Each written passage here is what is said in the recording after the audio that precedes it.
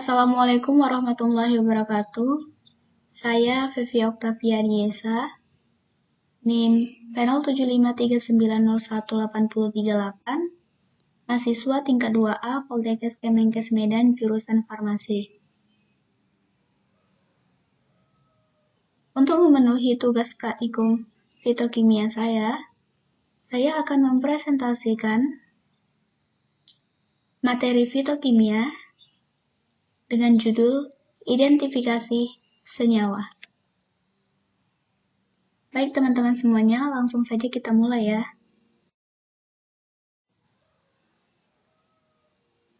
Identifikasi kandungan tumbuhan. Pada saat identifikasi kandungan tumbuhan, harus telah diperiksa kebersamaan senyawa, telah diisolasi dan telah dimurnikan. Kemudian ditentukan golongan, ditentukan jenis senyawa, golongannya. Golongan senyawa dapat ditentukan dengan uji warna, penentuan kelarutan, bilangan RF, ciri spektrum UV, uji biokimia, yaitu menguji adanya glukosida. Identifikasi senyawa juga dapat dilakukan berdasarkan pengukuran sifatnya, yaitu untuk senyawa padat dapat diukur titik lelehnya, untuk cairan dapat diukur titik didihnya, untuk senyawa optik dapat diukur putaran optiknya. Pada kondisi baku dapat diukur nilai RF atau RRT-nya. Untuk penentuan senyawa tumbuhan baru dapat dilakukan dengan cara pengukuran ciri spektrumnya, dengan mengukur spektrum UV, inframerah, resonansi magnet inti, dan spektrum masanya. Teman-teman, pemastian identitas senyawa baru dapat dilakukan dengan penguraian kimia atau mensintesis senyawa tersebut. Identifikasi senyawa tumbuhan baru juga dapat dilakukan dengan kristalografi sinar X bila cukup jumlahnya dan berbentuk kristal.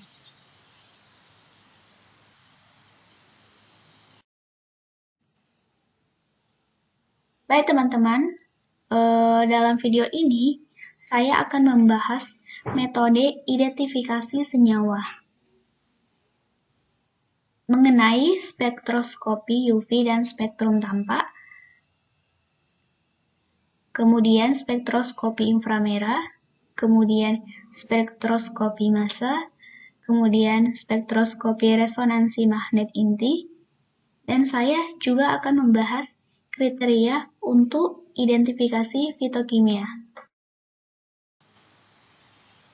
Nah, teman-teman pasti ada yang bertanya, apa sih spektroskopi itu? Teman-teman, spektroskopi merupakan suatu ilmu yang mempelajari mengenai metode menganalisis dan menghasilkan sebuah spektrum, yang nantinya dapat dimanfaatkan untuk menganalisis suatu unsur kimia. Bagaimana arus energi atom atau molekul, struktur molekulnya, sehingga apa teman-teman? Sehingga kita dapat mengidentifikasi kandungan dari senyawa. Nah, teman-teman, alat untuk melakukan pengukuran spektroskopi itu dinamakan sebagai spektrofotometer. Fungsinya untuk mengukur absorbansi sinar monokromatis yang terdapat pada suatu larutan.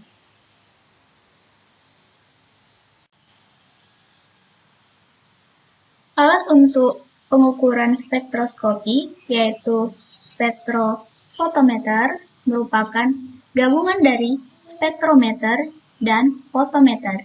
Spektrometer merupakan alat yang menghasilkan sinar dari spektrum dengan panjang gelombang tertentu. Dan fotometer merupakan alat pengukur intensitas cahaya yang ditransmisikan atau diabsorpsikan.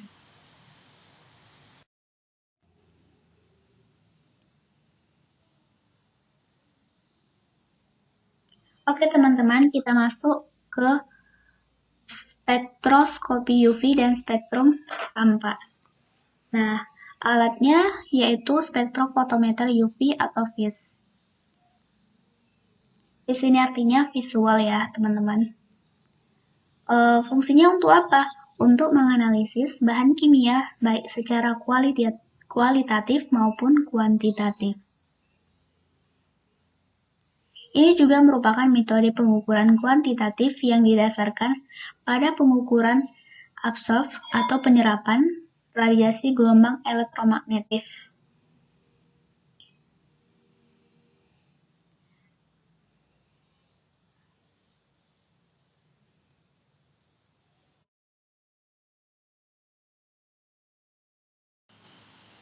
Spektrum serapan kandungan tumbuhan dapat diukur dengan larutan yang sangat encer dengan pembanding belangko pelarut menggunakan spektrofotometer yang merekam otomatis.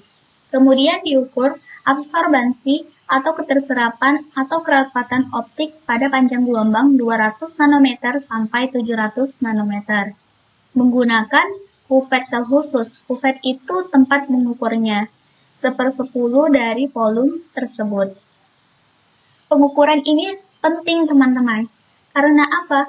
Karena dapat memantau eluat dari kolom kromatografi sewaktu pemurnian untuk mendeteksi golongan senyawa tertentu, misalnya poliasetilina.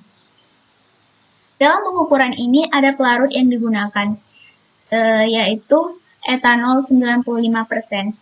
Etanol 95% ini merupakan pelarut yang sering digunakan karena banyak golongan senyawa larut dalam pelarut ini.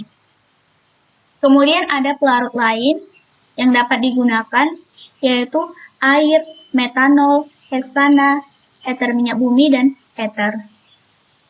Kemudian ada juga pelarut yang harus dihindari, seperti kloroform dan piridina. Mengapa kloroform dan piridina ini harus dihindari? Karena umumnya kloroform dan piridina ini dihindari karena menyerap kuat di daerah 200 sampai 260 nanometer.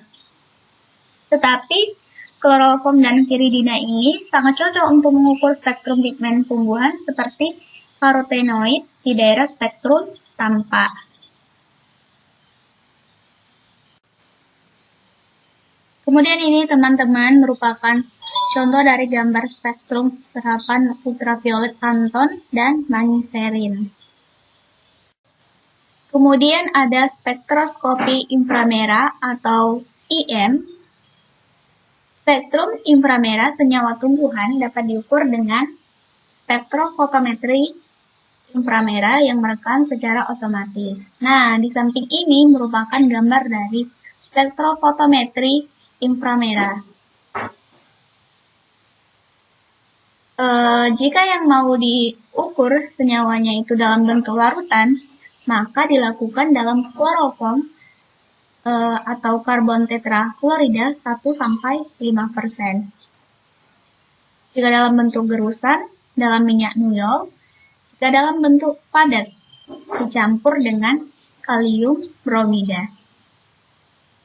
Jika dalam bentuk tablet atau cakram tipis, dibuat dari serbuk kira-kira 1 mg bahan dan 10-100 mg kalium bromida dalam kondisi tanpa air dengan cetakan atau pengempah.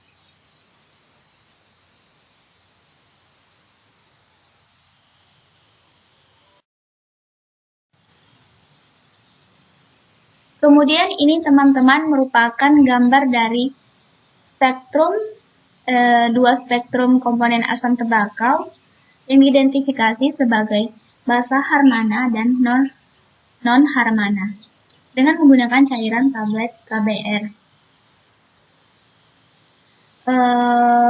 Gambar yang A merupakan spektrum dari Harmana alam dan sintetik. Sedangkan gambar yang B merupakan spektrum inframerah non-Harmana alam dan sintetik. Dari gambar ini dapat kita lihat teman-teman, walaupun struktur kedua alkaloid ini tampak serupa, yaitu Harmana dan non-Harmana, yang dapat dilihat perbedaannya hanya pada Harmana, yaitu CH3-nya yang merupakan turunan dari C-metil non-Harmana. Keduanya ini dapat jelas kita bedakan dengan menggunakan spektrum inframerah ini, teman-teman.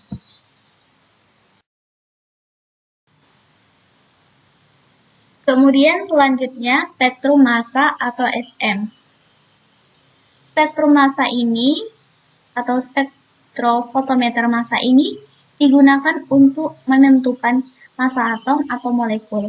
Prinsipnya, dengan pembelokan molekul bermuatan dalam medan magnet, penguraian sesepora senyawa organik dan perekaman pola fragmentase menurut masanya, dan membuat suatu molekul netral menjadi bermuatan sehingga bisa dideteksi.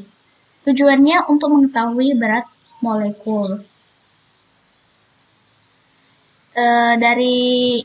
Dengan menggunakan spektrofotometer massa ini, kita mendapatkan informasi seperti berat ion, yakni massa molekul isolat ditambah atau dikurangi sumber ion.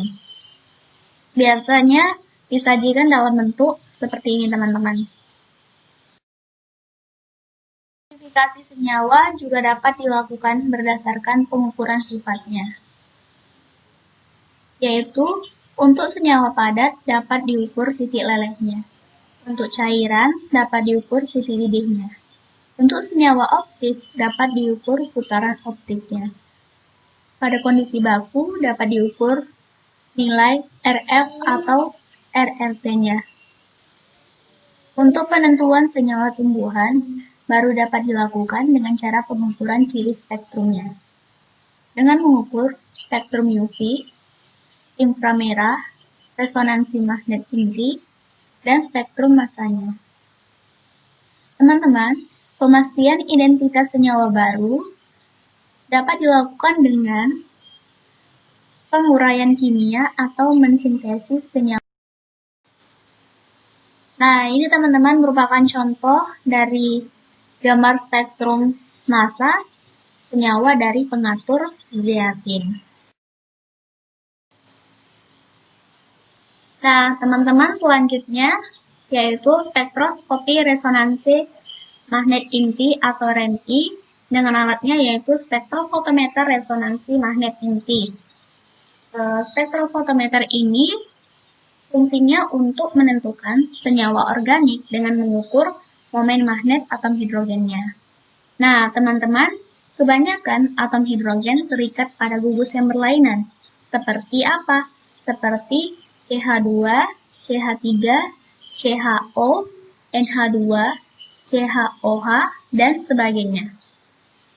Akan tetapi, teman-teman, pada spektrofotometer resonansi magnet inti ini tidak dapat memberikan keterangan langsung sifat kerangka karbon molekul tersebut. Dan ini hanya dapat diperoleh dengan spektroskopi resonansi magnet inti karbon 13.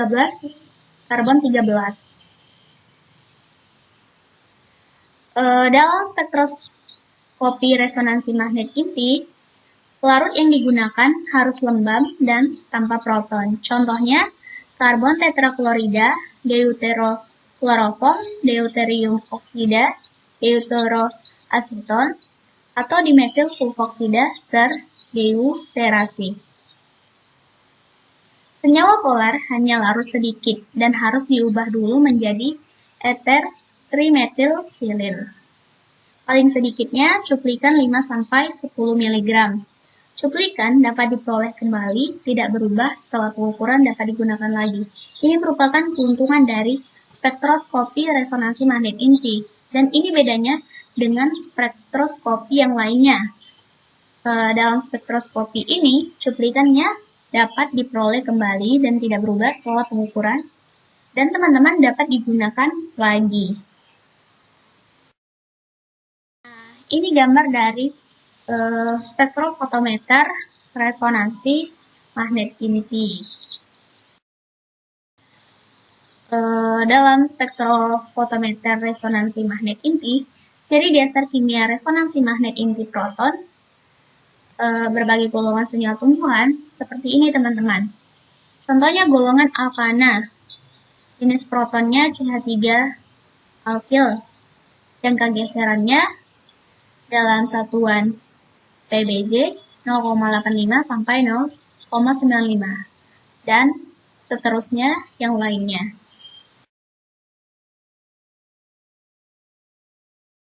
Oke teman-teman, sekian dari saya.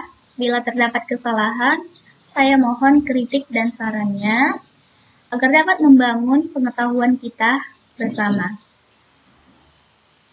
Jika teman-teman ada yang mau ditanyakan, tolong dituliskan di kolom komentar ya.